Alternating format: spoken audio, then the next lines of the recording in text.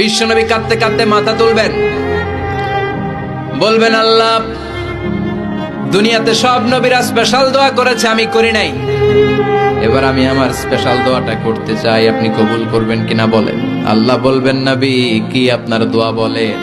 বিশ্বনবী বলবেন, আমার একটা উম্মত যার অন্তরের মধ্যে যাররা পরিমাণ ঈমান আছে, একবার আপনারে আল্লাহ বলে ডেকেছে, একবার আমি বিশ্বনবীর উপর দুরূদ পড়েছে, একবার শাহাদাতের বাণী আমার যে গুনাহগার উম্মত দুনিয়ার বুকে থেকে ঘোষণা দিয়েছে, ওই একটা উম্মত যদি জান্নাতে ঢুকতে না পারে, আপনি আমারে জান্নাতে ঢুকাতে পারবেন না।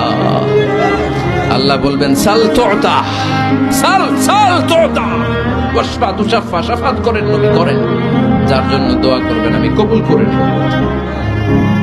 দুনিয়াতে বিশ্বনবী কম কষ্ট সহ্য করে নাই। 3 বছর শিয়াবে আবি তালেবে জেল খেটেছে। কয় বছর? দুর্ভিক্ষের বছরগুলোতে বিশ্বনবীর পেটে দানা পানি ছিল না। কলিজার টুকরা হাসান হুসাইন কই মাছের মতো ছটফট করেছে, জামিনে ক্ষুধার জ্বালায় বেহুশ হয়েছিল। বিশ্বনবী যদি ওই স্পেশাল দোয়াটা করতেন, জান্নাত থেকে খাবারের বস্তা পাঠিয়ে দিত কে? ওই দোয়া করছিলেন? জেলখানায় আল্লাহরে বলছিলেন, আল্লাহ স্পেশাল দোয়া করলাম, জেল থেকে মুক্ত করে দেন, করছিলেন? যুদ্ধের ময়দানে নিজের দাঁত ভেঙেছে, উহুদের ময়দান সাক্ষী, বিশ্বনবীর মুবারক রক্তে উহুদের ময়দান রঞ্জিত হয়েছে।